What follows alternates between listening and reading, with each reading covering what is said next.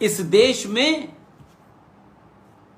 देश के गद्दारों का, इस देश को तोड़ने वाले टुकड़े टुकड़े गैंग का, इस देश के टीवी चैनलों का जो भारत की भाषा और भारत की संस्कृति और भारत के आदर्श पुरुष का अपमान करते हो, हजारों साल की संस्कृति का उपहास करते हो, ऐसे फिल्मी कैरेक्टर और ऐसे फिल्मी डायरेक्टर और कंडक्टरों का बहिष्कार करिए, अहिंसा का इस्तेमाल करिए। उनको गोली मारने या हिंसा करने की जरूरत नहीं है, सिर्फ उनके अपने घर बैठे बैठे उन टीवी चैनलों का जिन्होंने भारत की संस्कृति सनातन का उपहास किया है, जो भारत के तोड़ने वालों को ग्लोरीफाई करते हैं, उनका बहिष्कार कीजिए, अहिंसा से कीजिए, बिना हथियार उठाए कीजिए।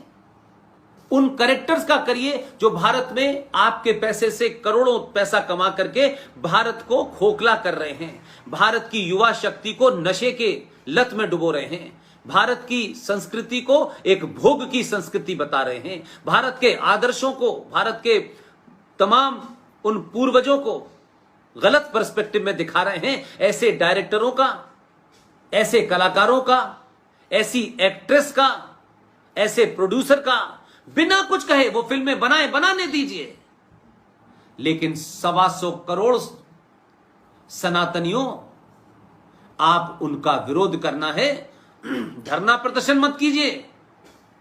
आप ये कहिए कि ये 300-400 रुपए की टिकट हम देंगे, खरीदेंगे, और देशद्रोही ये जो पूरा फिल्म इंडस्ट्री का जो बिजनेस चल रहा है, जो टेलीविजन का बिजनेस चल रहा है, जो विश्वविद्यालयों के अंदर नारे लग रहे हैं कि हिंदुओं की कब्र बनेगी एएमयू में, हमें चाहिए जिन्नावाली आजादी, ये जो आप देखते हैं उस्मानिया यूनिवर्सिटी में, हैदराबाद के अंदर, आसाम के अंदर, बंगाल के अंदर, दिल्ली के अंदर, अलीगढ़ के अंदर, रामपुर के अंदर, इन तमाम शक्तियों का बहिष्कार करिए, और बहिष्कार करे घर बैठे बैठे कर सकते हैं। ऐसी शक्तियों से आप कहिए कल से हमने सामान खरीदना बंद कर दिया।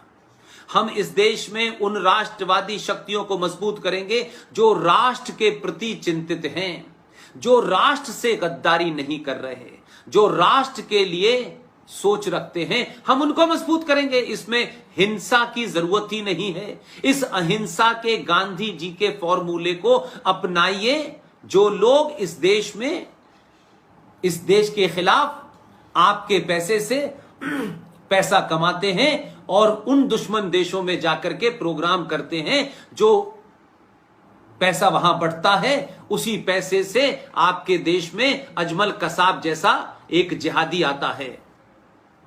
इस देश के केरला के अंदर अब्दुल नजीर मदनी जैसा बम धमाकों का मास्टरमाइंड आता है। यह आजम खान जैसा मक्कार मुनाफिक गद्दार पैदा होता है, और ये तमाम सारे लोग हैं।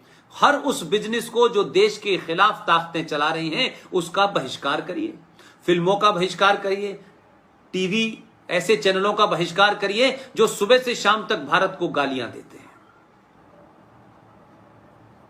हर अखबार का बहिष्कार करिए। आपको क्या प्रॉब्लम है? आज अखबार आपके मोबाइल पर है।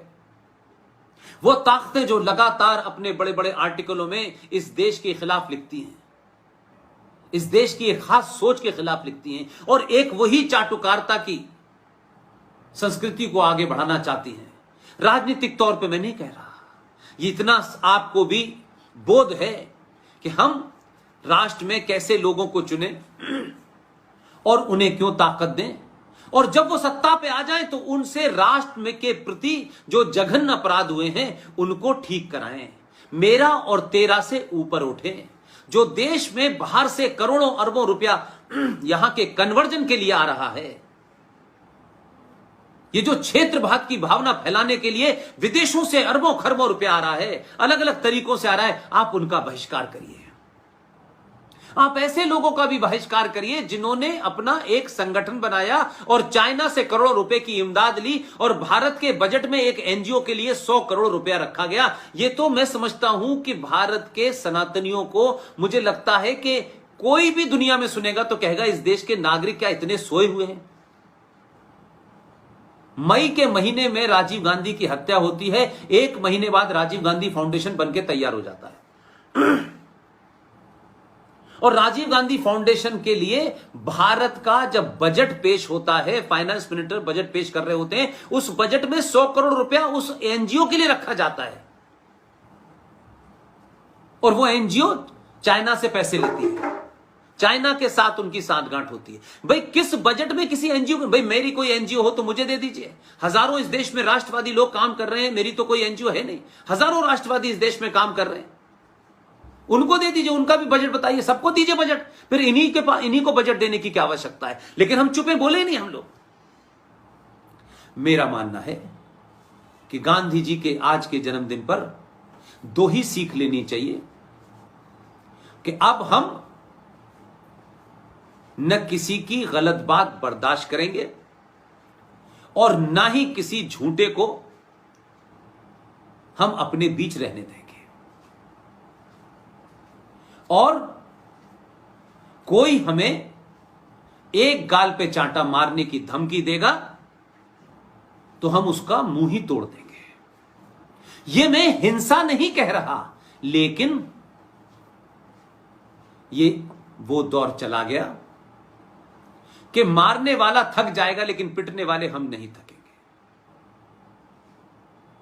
आप आदर्श रहिए, आप लाल बहादुर शास्त्री को भी जिए, जो हाजी पीर तक अपनी फौजों को ले जाता है और पाकिस्तान को घुटनों पे ले आता है कि जब ही हम वापस आएंगे जब कश्मीर खाली होगा। एक तरफ आपकी ताकत का अंदाजा, पुरुषार्थ ये होना चाहिए, और अहिंसा की बात हम अपने देश के अंदर उन लोगों को जो ताकतें हैं, जो फिल्म में हैं, जो टेलीविजन में हैं, जो न्यूज में हैं, जो ये अलग अलग नैरेटिव फैला रहे हैं, जो विश्वविद्यालयों में, उनका बहिष्कार आपको आर्थिक रूप से करना है। हर वो ताकत, हर वो प्रोफेशन जिस पे देश विरोधी ताकतें, जिहादी बैठे हुए हैं और वो जिहाद भी चला रहे हैं और आप उन्हें पैसा देते हैं, वो पैसा पाकिस्तान जाता है, वो पैसा इस देश में आतंकवाद फैलाने के काम आता है। आपका पैसा जा कहां रहा है, इसको सोचें तो ऐसी तमाम फिल्मों का, ऐसे तमाम चरित्रों का बहिष्कार करिए।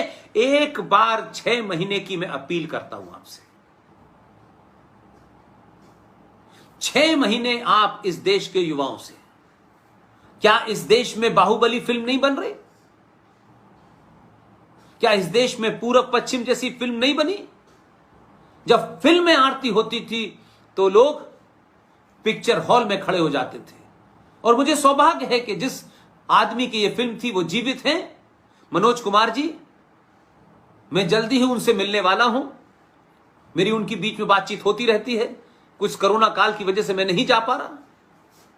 क्या आपको नहीं लगता कि इसी फिल्म इंडस्ट्री में ऐसे भी लोग हैं जो आज के दौर के तौर तरीकों का इस्तेमाल भी कर रहे हैं और हजारों साल पुरानी परंपरा को अपनी गायकी से जीवित रख रहे हैं?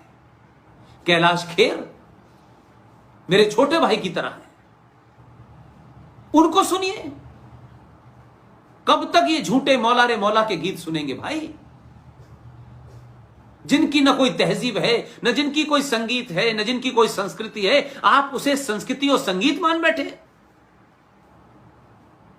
आप अपने आप को जानिए, अपने पुरुषार्थ को समझिए, अपनी सभ्यता को समझिए, अपने सरोकारों को समझिए, अपनी आस्थाओं को समझिए। और मैं फिर आखिर में कहूंगा कि आप एक बात का ध्यान जरूर रखें कि राज्य में और राष्ट्र में फर्क करना सीखें। राष्ट्र को चलाने के लिए एक जो छोटा सा इंस्ट्रूमेंट होता है उसका नाम है सरकार। सरकार राष्ट्र नहीं होती। अगर राष्ट्रवाद के लोग या राष्ट्रवादी लोग या राष्ट्र में जो संस्कृति है, जो सभ्यता है, उसके मानने वाले लोग अगर कमजोर होंगे या किसी गफलत में होंगे या किसी कंफ्यूजन में होंगे तो उस राष्ट्र को चलाने के लिए बौने सत्ता पे स्थापित हो जाएंगे। और आपको राष्ट्र की चिंता होगी तो आप ऐसे लोग चुनेंगे जो राज्य चलाएंगे लेकिन राष्ट्र को मजबूत करने की भावना से 370 और 35 भी हटाएंगे और राम मंदिर का फैसला भी लाएंगे और पॉपुलेशन कंट्रोल बिल भी लाने की तैयारी में होंगे और यूनिफॉर्म सिविल कोड